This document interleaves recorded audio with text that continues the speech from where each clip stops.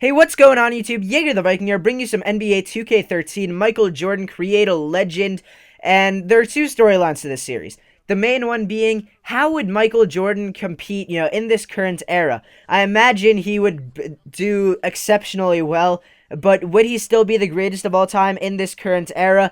Right now he is considered to be the greatest player to ever play in the NBA. There are debates. Is Kobe better than Jordan was? Is LeBron better than Jordan was? But for the most part, he's regarded as the best one. People consider him to be the best player to ever play basketball.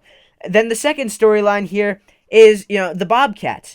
Would the Bobcats be a competitive team with Michael Jordan? Is there hope for the Bobcats? Would the addition of someone as good as Michael Jordan turn them into a winning team, a championship team even? That's kind of what I'm here to find out. And then, of course, second reason I chose the Bobcats here is Michael Jordan. He owns the team, so that's why I chose the Bobcats. I'm using the 85-86 Jordan. He has a 92 overall, still a phenomenal player, really nice mid-range shot, phenomenal slams as well as the layups. When you get down there, just driving with Michael Jordan is just some of the most entertaining stuff in NBA 2K. I could have chosen a 90s Jordan. I would have a better three-point shot. It didn't make sense to me. Right now I have a 92 overall. That's still exceptionally good. It doesn't make sense to me to create a legend with a 99 overall. It just doesn't make sense to me in the slightest. It would be a bit weird to me. There's no room for growth there. There's room for slight growth, but, you're gonna be dominating in every aspect, so I didn't want to do that. But here we go, going spinning in, getting fouled on the way. And that's the great thing with Jordan. If you are not landing, like, a really nice slam, and there, I just dunk on this dude, make him look like a bitch.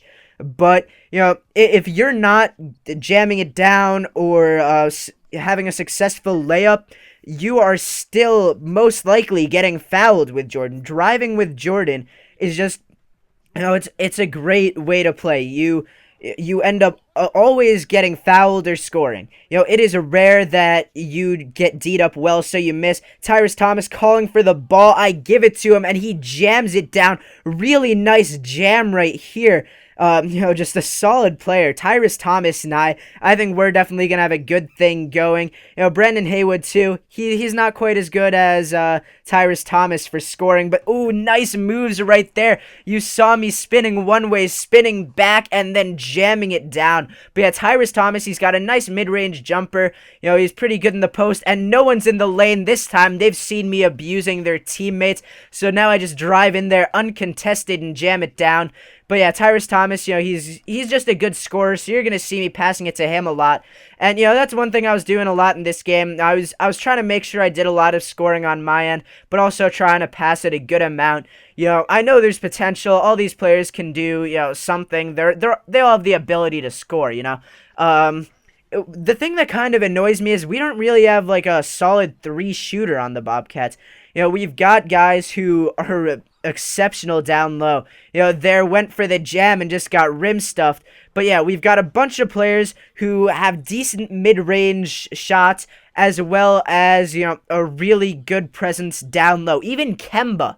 Kemba Walker is he's just amazing. You get him the ball, he drives, and he just makes the other team look bad. And you're going to see a couple examples of that later in the game where they just cannot keep up with him. So, Kemba has, everyone just, this entire team is great down low. For the most part, everyone shoots a nice mid-range shot, but you really don't have too many players on this team. There's that nice spin jam, called for the ISO, and just used it to embarrass the defender. Now George Hill's trying to make something happen, and they switched my man. I was supposed to be guarding Granger. They switch it over to Paul George, and I was just unable to get there in time.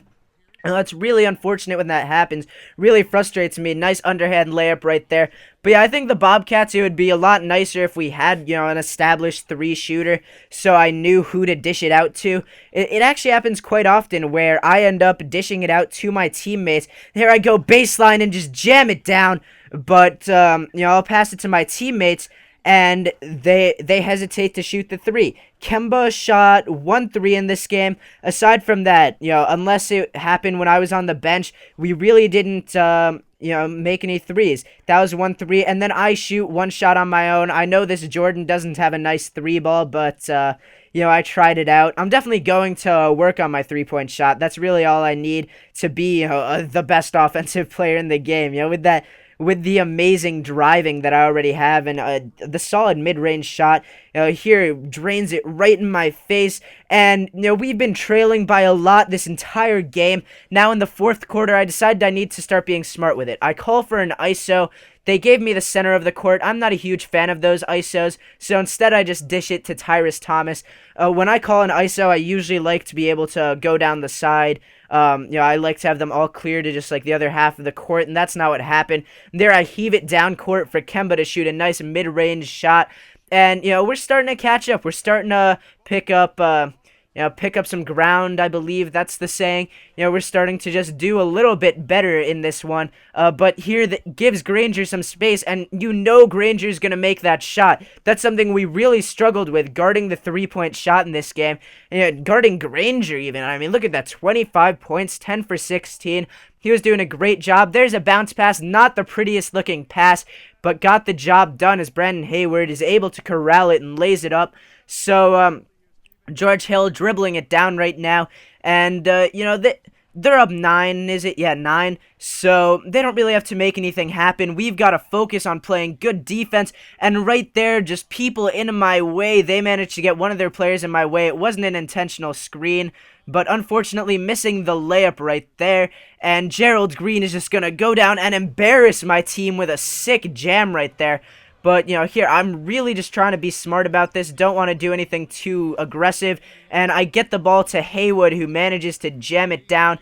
Now we're running the floor after a rebound. And, I'm just trying to do something, trying to make sure I do something smart, though. Maybe I could have laid that up, but I really didn't want to push it. That was really what I was trying to do in this fourth quarter. For the whole game, I kind of took some questionable shots, but at this point, I really just wanted to make sure everything I did was smart. Kemba shoots it from the free throw line, contested, but he is able to get it in. Kemba's got a nice mid-range shot, so he was really using that well in this game. And Haywood was doing exceptionally well in the fourth quarter. I was getting him the ball as much as I could, and he was doing a lot with it. That made me really happy to see that, both of my big men were able to put on a decent scoring performance in this game. Right here, I cut to the basket, but due to a bad pass, Granger's going to get the ball, and he pulls up for a jumper. I think everyone expected him to drive, and when he pulled up for that jumper, it was a bit surprising. Here, kick it out to Kemba, and there's that 3-ball I was talking about. But, right here, West, we're low on time. We really needed a defensive stop there, and we could not get it. West manages to get down there and score, so, that's all she wrote. I go up for a layup that, really wasn't a good layup at all. Perhaps if I had made that with the right intentional fouling, we could have, gained an extra couple points on them, but... really, there was no way we were winning this game. I tried my best, but for every good offensive possession we had, they had a good one too. There was nothing we could do. We played poorly on defense, and that's what lost the game. But anyway, that's the end of this video, guys. If you enjoyed it, I would really appreciate if you dropped a like. If you're new to my channel, maybe you want to subscribe. But, please, guys, let me know how I can improve my editing, my commentary, my, even my gaming, because NBA 2K13, I'm not new to the NBA 2K games, but I am new to making NBA 2K videos. I've never tried editing an NBA 2K video before, never commentated one before, so, this is something I'm really new to. And I really would love to have your feedback. But anyway, that's it, guys. If you enjoyed, don't forget to drop a like. It really helps me out, and it makes me feel awesome to get likes on a video. Yep, that's it, guys. I'm out.